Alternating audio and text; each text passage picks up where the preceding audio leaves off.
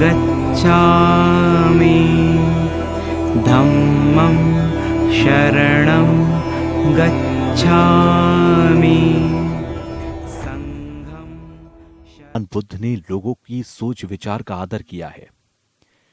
ऐसे में हमें भी उस मार्ग पर चलते हुए भगवान बुद्ध के आदर्शों का पालन करना चाहिए।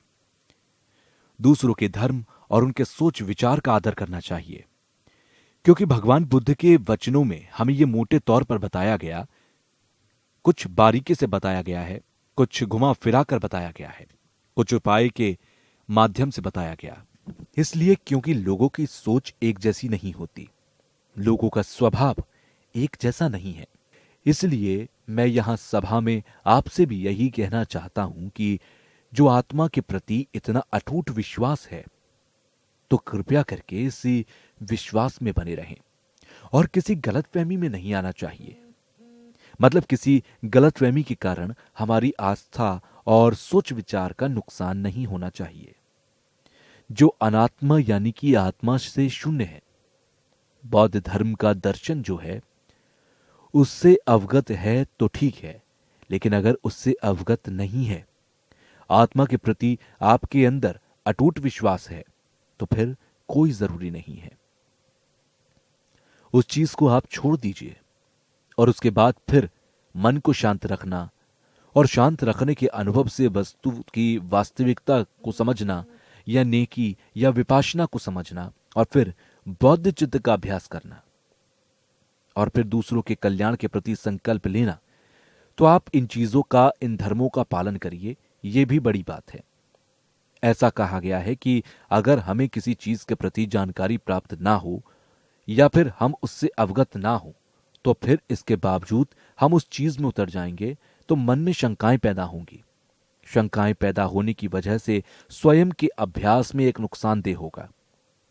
फिर हम ना इधर के रहते हैं ना ही उधर के, जबकि बीच में रह जाने का खतरा बना रहता है।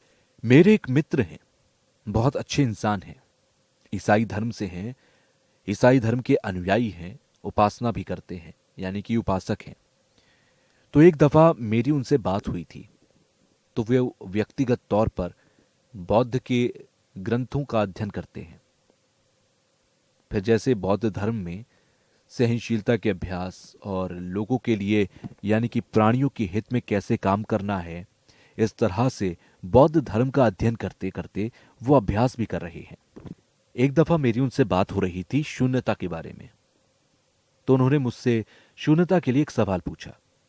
तो मैंने उनसे कहा कि आप इसमें मत जाइए, क्योंकि शून्यता को लेकर आपके ऊपर कोई जिम्मेदारी नहीं है, इसलिए इसमें दखल मत दीजिए। हमें अपने मन को शांत रखना चाहिए। अगर हमें किसी चीज के बारे में जानकारी ना हो या फिर उसकी आधी अधूरी जानकारी हो, तो ऐसी परिस्थिति में हमें उसमें उतरने की कोशिश भी नहीं करनी चाहिए। दरअसल शून्यता बौद्ध धर्म का अपना व्यक्तिगत विषय है, इसलिए वो आपके लिए सही नहीं रहेगा। क्योंकि आपका ईश्वर के प्रति इतना अटूट विश्वास है, तो शून्यता ईश्वर के विश्वास के प्रति आस्था का विषय नहीं है। जबकि शून्यता के बारे में आप अध्ययन करोगे तो आपकी आस्था को चोट पहुंचती है या फिर यह नुकसानदेह हो सकता है। इसमें ईश्वर की आस्था को ठेस पहुंचती है। कभी ऐसा नहीं कहा गया कि आत्मा खुद की आजादी से है या शून्य है या हमेशा बनी रहती है, ऐसा भी नहीं है। जब परमात्मा के प्रति उनकी इतनी आस्था है तो उसको चोट लग सकती है। भगवान बुद्ध ने भी कभी आदेश के तौर पर या कभी किसी पर हुक्म चलाकर ऐसा नहीं कहा है कि मेरा धर्म स्वभाव बिल्कुल शून्य की तरह है, या फिर सब लोग इस दृष्टिकोण को माने या इस सिद्धांत को माने या फिर इन नियमों को माने। ऐसा भगवान बुद्ध ने कभी नहीं कहा। जैसे कि तीर्थार्थ करते हुए या शास्त्रार्थ करते हुए हिंदुओं और बौद्धों की विचारधाराओं को वार्तालाप के तौर पर, तो जहां तक आत्मा की बात होती है तो आत्मा को कहां रखें, कहीं ना कहीं तो रखना पड़ेगा। हमारे शरीर के इतने सारे अंग हैं या जीवन है, शरीर के अंदर रखा जाए या बाहर रखा जाए, कहां रखा जाए आत्मा को? जीवन के बाहर रखें या जीवन के अंदर रखें? अगर हम शरीर की बात करें तो शरीर के तो कई सारे अंग हैं। हमारा शरीर कई हिस्सों से बना है। शरीर कई हिस्सों को इकट्ठा करके बनी हुई चीज होती है। तो उसके कई हिस्से हो गए, कई अंग हैं। लेकिन ये जो मैं अकेला हूं, पूरी आजादी के साथ, आत्मा जो है वो एक है। जीवन अनेक है, शरीर के हिस्से अनेक हैं। तो फिर आत्मा को उसमें कैसे रख सकते हैं? तो जैसे कि बौद्ध धर्म में हमारे कई ऐसे सिद्धांतवादी हैं जिन्होंने कहा कि शब्दों से नहीं कहा जा सकता है। शब्द नहीं, एक मायने में कहने के लिए इसका अर्थ यह है कि कोई वस्तु जब तक है, कोई व्यक्ति या वस्तु अगर है, तो उसे कहीं ना कहीं तो रखना पड़ेगा। क्योंकि शरीर और आत्मा इन दोनों से हटकर एक ऐसी सत्ता है जो आत्मा को रख सकते हैं। इसलिए सांसारिक तौर पर, भाषा के तौर पर कहने की जो बात है, वहां तक कोई भी वस्तु रखी जा सकती है। जैसे कि खुद के घर भी हैं, खुद का शहर भी है, खुद का देश भी है, तो रखना पड़ेगा। यहां तक कि हमें बुद्ध की सत्ता भी रखना पड़ेगी। बुद्ध की सत्ता को खुद के मुताबिक लेकर रखना पड़ेगा। जब बुद्ध ज्ञान प्राप्ति के लिए संकल्प करते हैं और ध्यान करते रहे होते हैं या तपस्या कर रहे होते हैं, तो बुद्ध के अपने मुताबिक सत्ता भी तो रखना पड़ेगी। तो ये सब हमारे मन में उत्पन्न रहेगा। गुस्सा पैदा होता है। गुस्सा पैदा होते वक्त कोई भी सुख का या खुशी का अनुभव नहीं करते। हमें कोई भी डॉक्टर ये कभी नहीं कहते कि हमें गुस्सा करो। डॉक्टर हमें यही कहता है कि आराम से रहो, आराम करो। आराम विश्राम करने का अर्थ क्या बैठता है? आराम और विश्राम करने के अर्थ ये हैं कि मन को शांत रखना है। मन को शांत रखिए। अगर गुस्सा आता है तो हमें दिमाग को शांत रखने की जरूरत है। ऐसे में जब हम कुछ सोचते हैं या किसी वस्तु के बारे में विचार करते हैं, तो जरूरी नहीं है कि वस्तु को हम जैसा देख रहे हों वैसी ही दिखे या वैसी ही हो, बल्कि जो हमारे देखने से भिन्न या अलग भी हो सकती है। खासकर मन में लालच और द्वेष, यानी कि मन में जब जब गुस्सा पैदा हो रहा होता है, तो उन कारणों को देखना भी जरूरी है, क्योंकि वही कारण हमारे मन को शांत नहीं होने देते हैं। हालांकि हम परेशानियों के उसी कारण को पहचान कर उसका उपाय ढूंढ सकते हैं। अक्सर यह होता है कि जब हमें कोई आकर्षित चीज दिख जाती है और हमारे मन को हमेशा ऐसी ही चीज देखने के लिए खोजता है जो आकर्षण से भरी हो, तभी हमें खुशी भी मिलती है। लेकिन अगर हम कोई ऐसी चीज देखते हैं जो आकर्षित नहीं कर पा रही है, तो हमारे मन में गुस्सा भर जाता है, क्योंकि वो चीज हमें अच्छी नहीं लगती। हम जितनी जल्दी हो सके उसे खुद से दूर करना चाहते हैं। तो क्रोध, राग, द्वेष, सब कुछ सिर्फ अपने देखने और नजरिए की बात होती है। इसलिए देखा जाए तो खुद से संबंधित विषय है, कारणों से संबंधित ये बात है। यानी कि कई कारणों से बात पैदा हो रही है। हमारी आत्मा को जब खुद यह आभास होता है कि किसी पर निर्भर नहीं रहना है, आत्मा को आभास होता है कि वो किसी पर निर्भर नहीं है, तो यह गलतफहमी होती है। इसीलिए बौद्ध धर्म में यह बताया गया है कि हमारे मन में जो खुदगर्जी पैदा होती है, इनसे छुटकारे के लिए क्या उपाय हो सकते हैं। तो बौद्ध धर्म के माध्यम से ही हम कटुता और अपने मन के भीतर के अहंकार को खत्म कर सकते हैं। जहां तक घमंड की बात होती है, अहंकार की बात होती है, तो ऐसे में होता यह है कि हम सोचते हैं कि मैं ही सबसे श्रेष्ठ हूं, या मैं इनसे श्रेष्ठ हूं, या मैं इनसे बड़ा हूं। तो उसी तरह के मन में संदेह पैदा होता है, शक पैदा होता है।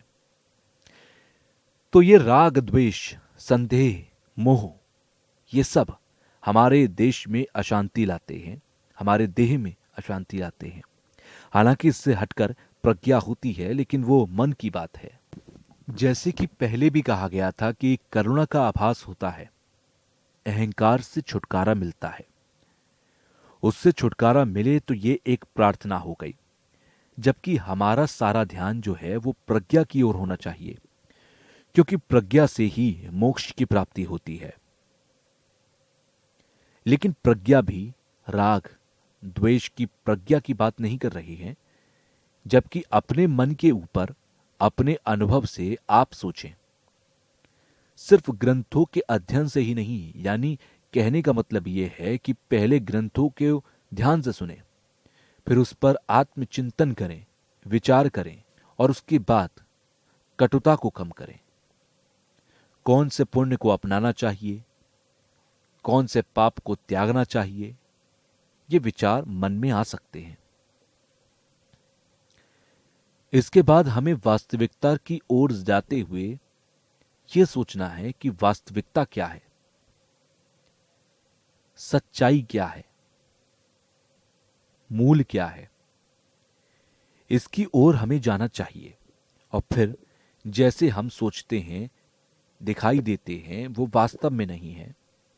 कौन सी चीज नुकसानदेह है, कौन सी चीज नुकसानदेह नहीं है, इस पर विचार करने की क्षमता आती है, क्योंकि सांसारिक जीवन में ये हमारे मन की भावना है कि जैसा हमें खुद दिखाई देता है, दरअसल वो सिर्फ एक मोहजाल है। और यह सोचना चाहिए कि चीजों पर तुरंत विश्वास कर लेने से गलतफहमी पैदा हो रही है। इसीलिए आत्मशून्य जो है, धर्म से संबंधित और आत्मा से संबंधित है, उनके बारे में बताया गया है। तो ये सब कल्पना के तौर पर रखे गए हैं। भगवान बुद्ध का कहना यह है कि जो भी विषय चल रहा है, उसको लेकर हमें लगता है कि वो सब बाहर चल रहा है, लेकिन वो हमारे अंदर चल रहा होता है। ये सारी चीजें चित्त मात्रा से मिलता जुलता है। चित्त मात्रा एक कल्पना है, हकीकत में नहीं है। ऐसे में अंदर और बाहर की चीजों को मिलाकर देखें तो हम बाहर की चीजों को अपनाते हैं, लेकिन वो सारी चीजें सच में नहीं हो रही होती। जो भी चीज हमें दिखाई देती है वो हमारे मन का वहम है, सब कल्पना है। अगर हम माने कि खरगोश का सींग है तो है, अगर नहीं करें कल्पना तो नहीं है। जो भी धर्म है वो हिस्सों से बना होता है। कहते हैं कि चित्त अपने बलबूते नहीं है, रूप वाली चीजें अपनी बदौलत नहीं है, हमारी सोच से है। हमें संस्कार को विज्ञान या सोच विचार पर रखना चाहिए। ये सारी चीजें असल में नहीं है। यहां इस वक्त जैसे कि चित्त मात्र के फर्क ये हैं कि मध्य आध्यात्मिक दर्शन से चित्त मात्रा से थोड़ी से संबंधित है, इससे थोड़ा मिलता जुलता है, क्योंकि सारा कुछ हमें बाहर से ऐसा दिखाई देता है जैसा कि हम सोचते हैं। लेकिन फर्क यह है कि चित्त मात्रा की विशेषता है, और विशेषता यह है चित्त से है वो सत्य या अपने बल पर या सच्चाई में ऐसा है जैसा हमें दिखाई दे रहा है, या हकीकत में है ऐसा वास्तव में नहीं है। यानी चित्त जो है वो अपने सत्य पर है। ऐसी सोच जो है वो हमारा विश्वास है। उस विश्वास को यहां रख रहे हैं, उस विश्वास को यहां नकार रहा होता है। तो इसलिए कुल मिलाकर भीतर या बाहर की जो वस्तुएं हैं, भीतर की वस्तुओं को लेकर, चीजों को लेकर हम अपनाने की कोशिश करते हैं। भीतर यानी कि मन की जो अवस्था है वो बाहर की चीजों को अपनाना है। बाहर की चीजों को अपनाने की बातें जो भीतर होती हैं, जो उसे अपना रहे होते हैं, तो इसीलिए सच्चाई से अपने बल पर जो है या बदौलत है, वो अपनी बदौलत नहीं है। तो कोई भी वस्तु, कोई भी धर्म हो, उसके प्रति कोई भी कर्म करने वाला कार्य करना चाहिए, कार्य करता भी चाहिए। तो जैसे वस्तु जो है, धर्म जो है, चीजें जो हैं, जैसे हमें दिखाई देती हैं, वास्तव में अपनी ओर से नहीं है, केवल हमारे मन, हमारी सोच से है। अच्छा बुरा जो भी है हम उसे रखते हैं। इसलिए कोई वस्तु अगर अपनी ओर से नहीं है, यानी केवल हमारी सोच से है, यानी अगर ऐसा माना जाए कि केवल कल्पना करने से कोई चीज है, तो जैसे खरगोश के सींग हैं, लेकिन वो नहीं है। लेकिन ऐसा माना जा सकता है कि खरगोश के सींग हैं, क्योंकि हम कुछ भी कल्पना कर सकते हैं कि ऐसा हो सकता है या ऐसा है। तो कल्पना करने से कोई वस्तु है ऐसा नहीं होगा और ऐसा नहीं हो सकता। जैसे कि यहां बताया भी गया कि ये स्कंद है, जो 5 किस्म के सेरू आदि या 12 किस्म के आयतन हैं या 18 धातुएं हैं। तो इनसे जितने धर्म हैं, जितनी वस्तुएं हैं, सभी धर्मों का परिचय इनसे हो रहा है। जो भी धर्म, जो भी वस्तु उन हिस्सों से बना हुआ है। हिस्सों वाले जो धर्म हैं वो हिस्सों पर या अंगों पर निर्भर हैं। तो इस पर एक तरह से जैसे कि त्रिधातु यानी कि काम है, यानी हम मनुष्य आदि के जो रूप वाले लोग हैं, अरूप वाले लोग हैं, तो ऐसा कहा गया कि तीनों लोक जो हैं, तीनों दुनिया जो हैं, वो केवल हमारे मन से ही रखी गई हैं, कल्पनाओं की ही दुनिया है, ऐसा चित्त मात्र द्वारा कहा गया। लेकिन यहां माध्यमिक दर्शन जो है वो चित्त मात्रा से है। जैसे कि पहले कहा गया कि चित्त जो है वो अपने बल पर नहीं है, अपनी बदौलत नहीं है, ऐसा इसमें माना गया है। तो योगाचार्यों की सिद्धांतवादी जो बात हुई है कि हर कोई जैसे बाहर से है या बाहर से नहीं है, जो भी रूप वाली चीजें हैं ऐसा नहीं है कि वो नहीं है, लेकिन वो अपनी ओर से या अपनी बदौलत नहीं है, ऐसा माना गया। हमारे मन में जन्मों के संस्कार हैं, केवल संस्कारों से रखा गया। यह संस्कार के जागरण होने से या संस्कार के जागने से ये चीजें रखी जाती हैं। तो इसलिए हमेशा चित्त मात्रा के या विज्ञानवादी के अपने 15 तरह के जो तौर तरीके बताए गए हैं, तो इसीलिए संस्कार जो है वो कहाँ रखा जाएगा, ये जानकारी है। दरअसल संस्कार जो है वो हमारे विज्ञान पर रखा जाएगा, हमारे सोच पर, विचार पर रखना चाहिए। यानी सोचने की जो क्षमता रखते हैं उस पर रखा जाएगा। कोई भी वस्तु, दुनिया की कोई भी वस्तु हो, उसको पहचानने के लिए कल्पना जो करते हैं, ऐसा हम सिर्फ संस्कार की वजह से करते हैं। क्योंकि ऐसा कहा गया है कि वास्तव में जो चीज जैसी दिखाई देती है वो वैसी नहीं है। ये रूप अरूप जो भी चीजें, जो भी व्यक्ति इस दुनिया में हैं, वो जैसा बाहर से दिखते हैं वैसा अंदर से हैं, ये कोई जरूरी वाली बात नहीं होती है। शरणं गच्छामि धम्मं शरणं गच्छामि